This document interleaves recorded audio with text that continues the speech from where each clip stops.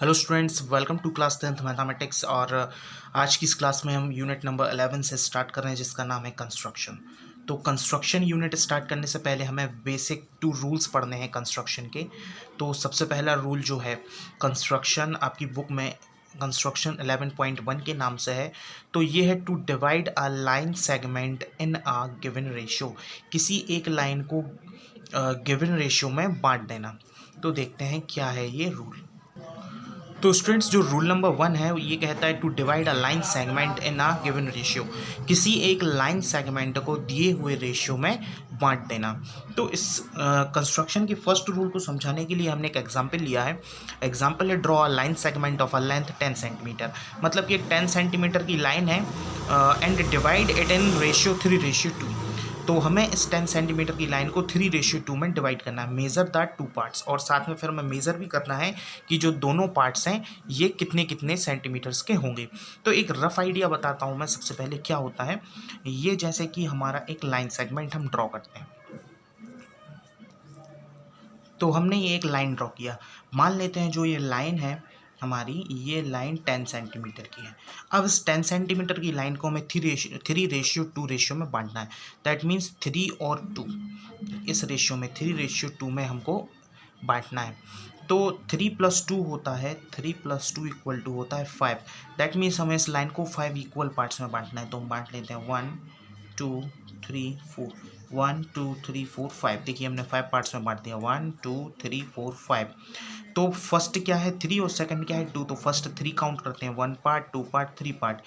तो ये वाला पॉइंट हमें मिल गया। और इसके बाद 2 काउंट करते हैं तो 1 और 2। तो यहाँ से ये लाइन ब्रेक हो जाएगी। तो देखिए हमने उस 10 सेंटीमीटर वाली लाइन को 3:2 में बांट दिया। ये तो एक रफ आइडिया था। अब हमें कंस्ट्रक्शन में कैसे सॉल्व करना है ये हम देखेंगे। तो स्टूडेंट्स, इस क्वेश्चन में जो हमें लाइन की लेंथ दी हुई है वो है 10 सेंटीमीटर की। तो सबसे पहले हम एक 10 सेंटीमीटर की लाइन ड्रॉ करते हैं। देखिए ये है 0 और ये है 10। तो एक पॉइंट मैंने ये लिया और एक पॉइंट मैंने ये लिया, और अब इन दोनों पॉइंट्स को मैं मिला देता हूँ।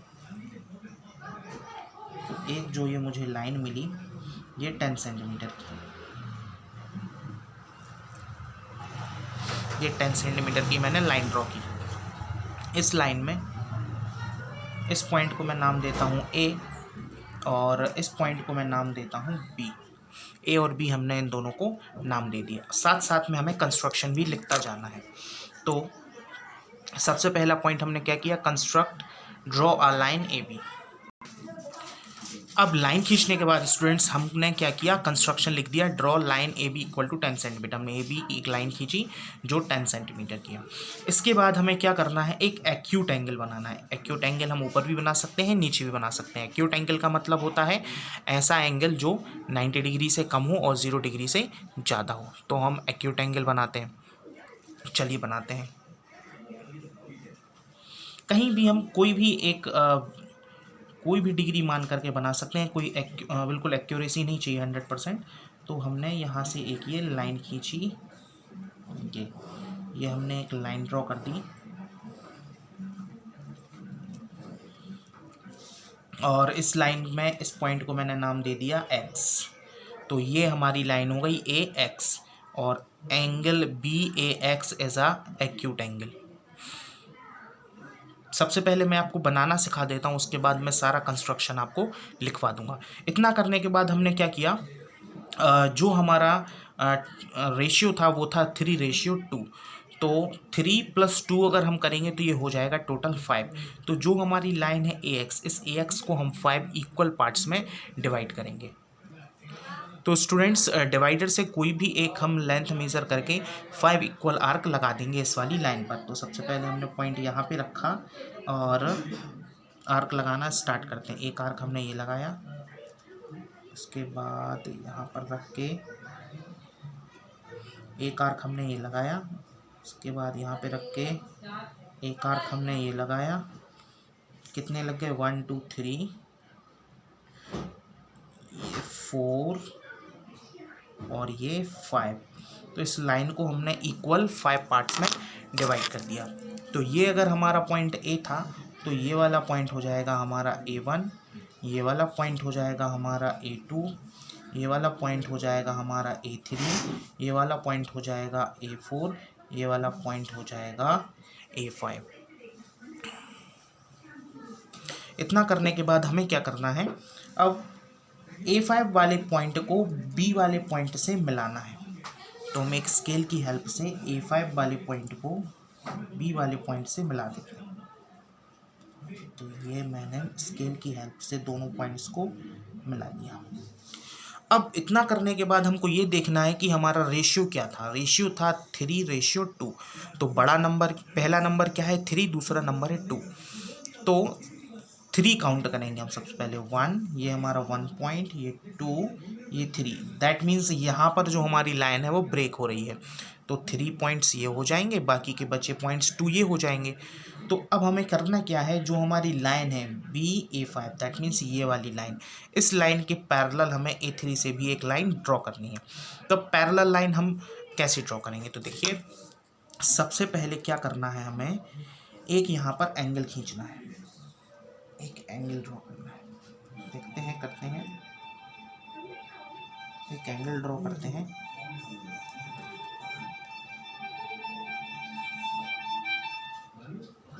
एक हमने ये एंगल ड्रॉ किया, ये एंगल ड्रॉ किया हमने। इसके बाद A3 पे भी एक सेम हम मार्क लगा लेंगे। तो A3 पर भी हमने एक सेम मार्क लगा लिया, ये हमने आर्क लगाया। पैरेलल लाइन ड्रॉ करना मैं सिखा रहा हूँ। अब हमें ये लेंथ मेज़र करनी है कि ये लेंथ क्या है। यहाँ से देखते हैं, पहले इसको थोड़ा सा बड़ा बना लेते हैं। आर्क लगाया। अब यहाँ पॉइंट पे रख के हमें आर्क की ये लेंथ मेज़र करनी है। तो हमने ये लेंथ मेज़र की, तो ये लेंथ मेज़र की हमने यहाँ रख के, इन दोनों की ये लेंथ मेज़र की, और यहाँ पे रख के हमें एक और कट लगा देना है। ये यहाँ पे एक और कट लगा देना है। स्टूडेंट, सबसे पहले हमने क्या किया, यहाँ पर एक एंगल क्रिएट किया था, और वैसे ही सेम एक एंगल हमने यहाँ पर क्रिएट कर दिया। अब ये एंगल क्रिएट करने के बाद हम ये मेज़र करते हैं। तो यहाँ पर आपको दिख रहा होगा, देखिए यहाँ पर एक पॉइंट रखा है मैंने, और दूसरा पॉइंट मैंने रखा है यहाँ पे। इन दोनों को मैंने मेज़र किया, और मेज़र करने के बाद मैंने यहाँ पर रखा और ये एक आर्क लगा दिया। तो जिस पॉइंट पर ये आर्क लगा है, ध्यान से देखिएगा, इस पॉइंट पर ये आर्क लगा है। तो इन दोनों पॉइंट्स को मैं स्केल की हेल्प से मिला देता हूँ, इन दोनों पॉइंट्स को मैं मिला लेता हूँ। तो देखिए स्टूडेंट्स, ये एक पैरेलल लाइन हमने ड्रॉ कर ली इस वाली लाइन के। तो AB पर मुझे एक पॉइंट मिला C, that means C point ने क्या किया है, इस AB वाली लाइन को 3:2 में डिवाइड कर दिया है। क्या किया है, 3:2 में डिवाइड कर दिया है।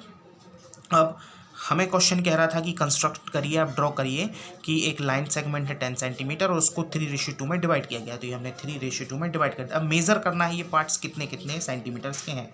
तो मेज़र करते हैं 0, और ये हमने यहाँ से मेज़र किया। तो स्टूडेंट्स आप देखेंगे आप ध्यान से, तो ये वाली जो बड़ी वाली लेंथ है ये 6 सेंटीमीटर आ रही है, और जो छोटी वाली लेंथ है वो 4 सेंटीमीटर आ रही है। तो हम यहाँ से बोल सकते हैं कि जो हमारा AC है वो आ रहा है 6 सेंटीमीटर, और जो हमारा BC है वो आ रहा है 4 सेंटीमीटर। अब हम क्या करते हैं, जो ये कंस्ट्रक्शन किया है इसका हम थ्योरी लिख देते हैं। स्टूडेंट्स देखिए, ये मैंने कंस्ट्रक्शन भी लिख दिया है। सबसे पहले हमने AB एक 10 सेंटीमीटर की लाइन ड्रॉ की।